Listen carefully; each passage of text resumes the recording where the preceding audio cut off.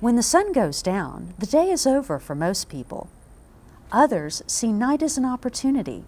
For them, night is when the heavens open. Where? About 5 degrees at 5 o'clock. Well, I can see it with. I can see distance. I can't see close up. Well, yes. Yeah, she's got great distance. It's a bad spot for me.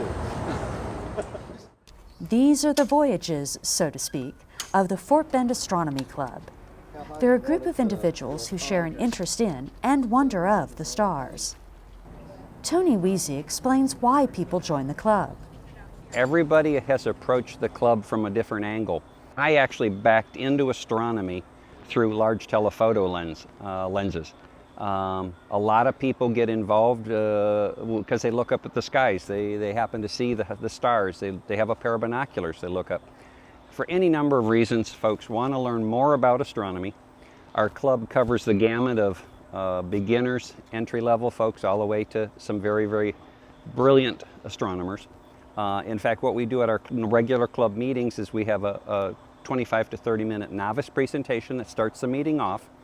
And then we also have a regular presentation, which typically contains a little bit more advanced material, but not necessarily. One of the things about our club, which is one of the main reasons my wife and I joined initially, was you don't need to be an expert. Everybody has to start somewhere, and one of the neat things about our club is everybody, any skill level, is embraced. And that comes on to the fact that we have a novice presentation every meeting.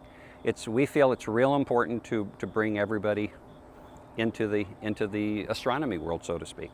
Some of it's super technical, some of it isn't. What's the problem with using a telescope?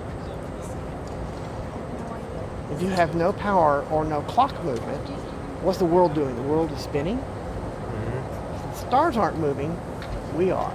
So we have to compensate for that. So when you've got clock movement, what happens is the scope will turn and keep your object in the middle of your eyepiece. These people are enthusiastic about astronomy and their equipment, and they also support the club's outreach. Astronomy on Wheels is a program that our club's been doing for 30 years now, where we go to area schools. We occasionally go to a church or a homeowners association, but we end up, like last year we did 24 events, and we had like 5,375 plus kids, parents, and guests show up. One of the fun things for us is to do a science night at some of the schools, because what we'll do is concurrently do 3 different presentations. We'll do a 20-minute, 25-minute rotation. I do a presentation on the relative size of the planets as compared to the sun, and I also do a relative size of the orbits in our solar system, and I include Pluto. And people don't realize how gargantuan our sun is and how tiny Earth is and how big Jupiter is, and then they also don't have a real understanding of how empty our solar system is. We get a tremendous amount of oohs and ahs. In fact, from our standpoint, some of the most interesting aspect of doing the Astronomy on Wheels is you can just see when you turn the kids on, and when all of a sudden it clicks on them and they turn up like light bulbs.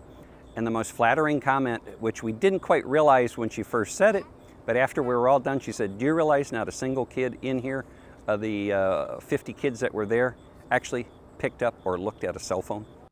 HCC has been kind enough to provide a meeting room for us for, gosh, I know at least 12 plus years now. And it proves to be a really nice facility. It's centrally located, it's easy to get to, and we've greatly appreciated that. This night gave club members a sliver of a moon, but the telescopes and binoculars pulled in light from further out. Even the rings of Saturn were accessible. The Fort Bend Astronomy Club viewed the same rings first observed by Galileo in 1610. For HCC Beat, I'm Stacy Hawkins.